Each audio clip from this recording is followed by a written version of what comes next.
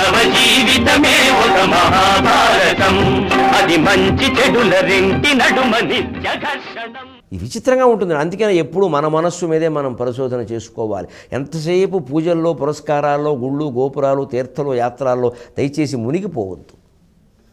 ఈ భౌతికమైన వ్యవహారాల్లో పడిపోద్దని మీ మనసు ఇంట్లో కూర్చొని అసలు మన మనస్సు గురించి మనం ఆలోచించుకోవాలి. నువ్వేమిటో ముందు తేల్చు, తర్వాత మిగిలినవి తేలుద్దాం. అప్పుడు కానీ జ్ఞానం వచ్చే అవకాశం లేదు. ఆ జ్ఞానం వస్తే తప్ప ఎన్ని స్నానాలు చేసినా ఉపయోగం లేదు. దానికి ఇది కారణం. ఇక్కడ చూడండి, ధర్మరాజు ఇందాకేమన్నాడు, అర్జునుడు వచ్చి అందరిని వేసేస్తాడు. మరి ఆ భావం మీద నిలబడచ్చు కదా. వెంటనే వేసాడు. ఏమైంది? వేస్తే మనవాడు వస్తాడా? అసలు అభిమన్యుడు ఎంత బాగుంటుంది. నిజంగా అభిమన్యుడు అంత బాగుంటే యుద్ధానికి ఎందుకు పంపావు? పైగా అభిమన్యుడు అంత కావలసిన వాడు, అంత నవ్వు బాగుండేవాడైతే రోజు ధర్మరాజు గారు అభిమన్యుడినే కూర్చోబెట్టుకుని గోరుముద్దలు తినిపించినట్టుగా భారతంలో ఎక్కడా లేదు. ఇప్పుడు మాట్లాడుతున్నారు ఈ మాటలన్నీ. కానీ నగలను బట్టలు అలంకరించున్నాడా, ఇవన్నీ పద్యాలు వేయడానికి బాగానే ఉంటాయి. ప్రతిరోజు అలాగే జరిగిందని మనం చెప్పలేం. అయినానండి నాకు అర్థం కాదు, నగలు పెట్టుకున్నా, బట్టలు పెట్టుకున్నా, ప్రయాణానికి వెళ్ళా, దేనికైనా అభిమన్యుడికి ప్రాధాన్యం ఇస్తే ద్రౌపది ఊరుకుంటుందా అండి? మానవ సహజంగా ఎంత ఉదార హృదయం ఉంటే మాత్రం కైకలాగా ఎప్పుడు అప్పుడు గొడవ పెట్టదా? పెట్టే ఉంటుంది. అసలు వీళ్ళు అంత చేసి ఉండరు. సాధారణంగా మనిషి పోయేసరికి ఈ మాటలన్నీ వస్తాయి. మనకి బతుకుండగా మనుషులకు అంత ప్రాధాన్యం ఇయ్యం మనం. బతకన బిడ్డ భార్యడు, ఆ సామెత ఎందుకు వచ్చింది? మనిషి ఎప్పుడూ పరిస్థితులను బట్టి మాట్లాడతాడు. ఏదైనా సరే, దుఃఖమైనా, భయమైనా, బాధైనా, కోరికైనా, ఏదైనా సరే. అంచేత మనిషి సరి చేసుకోవలసింది తన మనస్సుని, ప్రపంచాన్ని కాదు. మన ఏవ మనుష్యాణం కారణం బంధ మోక్షయోగం.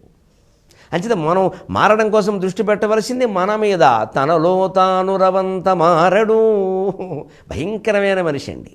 నా అనుభవం మీద నేను చెప్పిన పద్యం ఇది. అవధానంలో అమెరికాలో అవధానం చేస్తుంటే, ఏమిటండి ఈ మనిషి ప్రపంచం అంతా మారుస్తాడు, తను మారడం ఏమిటి, అసలు ప్రపంచం మారడానికి మూలం ఏమిటో చెప్పండి అని అడిగారు అష్టావధానంలో. అప్పుడు చెప్పా, తనలో తాను రవంత మారడు జగత్తత్వంబు మార్పంగ, జగత్తత్వంబు మార్పంగ ఆతని సంసారము సమయమున్, సంసారము సంపదల్ సమయమున్, తత్వార్థ విజ్ఞానమున్ వెనుకల్ ముందును చూడ గర్పణముగా వించున్ మహామూర్ఖుడు.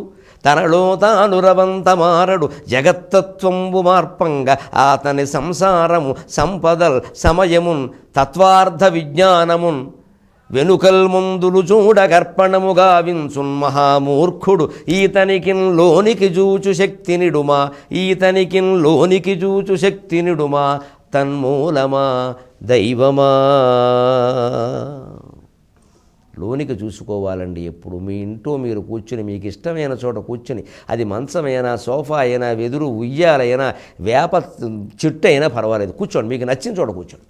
ముహూర్తాలు లెక్కలు పెట్టకండి. పట్టుబట్ట, మడిబట్ట, తడిబట్ట అని ఆలోచించండి. కూర్చోండి ముందు. అసలు వాట్ ఈస్ దిస్, ఇది ఏమిటి, ఇది వేళ తేలిపోవాలి. ఈ న్యూసెన్సో, ఈ నాన్ సెన్సో ఏదైనా సరే ఇది తేలిపోవాలి. ఇది ఏమిటో నేను తేల్చుకుంటే కానీ అన్నం తిన్నాం, అప్పుడు తేలుతుందండి. రాముడు అలా కూర్చుంటేనే వచ్చి వశిష్ఠుడు 32,000 శ్లోకాల యోగ వాసిష్టం చెప్పాడు. వేదాంత విద్య కూర్చోవలసిన విధానం అది. మనం ఏ స్థితిలోకి వచ్చేసామంటే కాశీ ఓసారి అడితే చాలు, రామేశ్వరం ఓసారి అడితే చాలు. కాశీ అంటే చాలట, దానికేముంది, కాకినాడలో కా ఉంది, సీతానగరంలో శీ ఉంది అనే కాశీ. ఇలా కూడా బయలుదేరారు. ఇంకా అబ్బే అక్కర్లేదండి, శీతకాలంలో శివు ఉందండి, కాకినాడలో కాయ, రెండు కల్పిస్తే కాశీ. అలా అన్న పుణ్యం, ఈ పుణ్యంతో మనం సరిపెట్టేసుకుంటున్నాం. 1000 జన్మలు ఎలా అన్నా మన బుద్ధి మారదు. మన బుద్ధి మారడమే ముఖ్యం. మన జాతకాలు బాగోపోతే ఎంతమంది ఏం చెబుతున్నారండి, అంకెలు మార్చేసుకోండి, అక్షరాలు మార్చేసుకోండి, ఇల్లు మారిపోండి, ఎలవేలుపులు మార్చేసుకోండి. బుద్ధి మార్చుకోమని ఒక్కడ చెప్పట్లేదు. బుద్ధి మార్చుకోమని చెప్పేది భక్తి టీవీ 8 గంటలకు చెబుతుంది మనకి. బుద్ధి మార్చుకో, ఇంకేం మార్చుకున్నావు, నువ్వు బట్టలు మార్చుకుంటే ఉపయోగం లేదు. బుద్ధి మార్చుకోవాలి. ఇల్లు మార్చి, ఇళ్ళని మార్చి, ఎందుకంటే మార్చడం వారెవరి వల్ల ఏం జరగదు, మన బుద్ధి వల్ల జరుగుతుంది. ఇది మార్చుకునేందుకు ఎవరికి వారు ఏకాంతంగానే సామూహికత పనికిరాదు. అసలు ఆధ్యాత్మికత ఇంటూ సామూహికత గుర్తుపెట్టుకోండి. ఏకాంతంగా ఉంటేనే ఆధ్యాత్మికత. గురువైనా సరే, శిష్యుడైనా సరే. ఆ సామూహికత ఎందుకంటే దేశం కోసం. అది హిందూ ధర్మం ఈ దేశంలోనే ఉంది, ఇంకెక్కడ లేదు. దీన్ని కాపాడుకోవాలంటే సమూహంగా ఓ చోట చేరాలి. అందుకని ఉత్సవాల్లో ఏదో ఊరేగింపులో గణేష్ యాత్ర అలాంటివి కొన్ని చేసుకుంటాం. అంతేగాని ప్రతిరోజు సత్సంగం 100 మంది చేరడం, ఓ గురువు గారు ఇంకా ఆయన చుట్టూ ఓ మూట, ఆయన ఎక్కడికెడితే కూడా అక్కడికి వీళ్ళు. వెనకాల మంత్రం పెట్టేవాడు, వెనకాల దద్దినం బ్రాహ్మణుల తయారు. ఇక్కడ ఈ గురువుకి అహంకారం పెరిగిపోతుంది కొంతగా. అబ్బో నాకు ఇంత సర్కిల్ ఉందండి, నాకు ఇంత జనం ఉన్నారండి, నేను ఎక్కడికెడితే అక్కడికి వస్తున్నారని పెడతారు. శ్మశానానికి ఎవడు రాడు కూడా, మిగిలిన చోటకు వస్తారు. అప్పుడు మనం ఒక్కడమే వెళ్ళాలి. అప్పుడు ఎవడొస్తున్నాడో కూడా మనకు తెలిస్తే కదా. ఈ అజ్ఞానంలోంచి గురువులు బయటపడాలి, శిష్యులు బయటపడాల్సిందే. ధర్మం మాత్రమే ధర్మానుగో గచ్చతి జీవ ఏకః. ఎవరు వెంటబడినా ఎవరు కూడా తిరిగినా మనకి ఏమీ రాదు. మన వెంట మనం పడ్డం మానేసి అందరి వెంట పడుతాం. అంటే చెప్పేవాడు వినేవాడు కూడా ఏకాంతంగా ఆలోచించాల్సిందే. ఈ మనస్తత్వంలో ఎంత తేడా ఉందో ఒకసారి చూడండి. ఇది నిజంగా దుఃఖం అనుకోవాలా? ముందేమో పరాక్రమం గురించి మాట్లాడాడు పౌరుషంగా, కోపంగా. కాసేపట్లో దుఃఖంలోకి వెళ్ళి అభిమన్యుడు నవ్వు అన్న. నిజానికి ఆ అభిమన్యుడు నవ్వుని గురించి కూడా ఆయన వ్యాఖ్యానం నిజమేనా అంటే అనుమానమే. మరి అంతైతే ఎందుకు? అప్పుడు ఆయనకు భయం ఎక్కువైంది, ఇప్పుడు బాధ ఎక్కువైంది. ఇంకోసారి రేపు ఏ సైంధం ఉండో చంపేసిన తర్వాత మళ్ళీ ఆనందం ఎక్కువ కావచ్చు, దానికేముంది.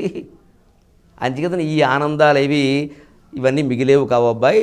ఈ జితేంద్రియత్వమే చాలా ముఖ్యం. శ్రోత్రియస్య జాకామః తస్య, శ్రోత్రియస్య జాకామః తస్య, శ్రోత్రియస్య జాకామః తస్య అంటూ మనుష్యానందం, దానికి 100 రెట్లు ఎక్కువైన మనుష్య గంధర్వానందం, దానికి 100 రెట్లు ఎక్కువైన దేవగంధర్వానందం, దానికి 100 రెట్లు ఎక్కువైన పితృలోకానందం, దానికి 100 రెట్లు ఎక్కువైన అజానజానందం, దానికి 100 రెట్లు ఎక్కువైన కర్మదేవతల ఆనందం, దానికి 100 రెట్లు ఎక్కువైన దేవానందం, దానికి 100 రెట్లు ఎక్కువైన ఇంద్రస్యానందం, దానికి 100 రెట్లు ఎక్కువైన బృహస్పతి ఆనందం, దానికి 100 రెట్లు ఎక్కువైన ప్రజాపతి ఆనందాన్ని మించి సయేకో బ్రహ్మానందక ఇత్యుపనిషతు అంతవరకు వెళ్ళాల్సిందేనండి.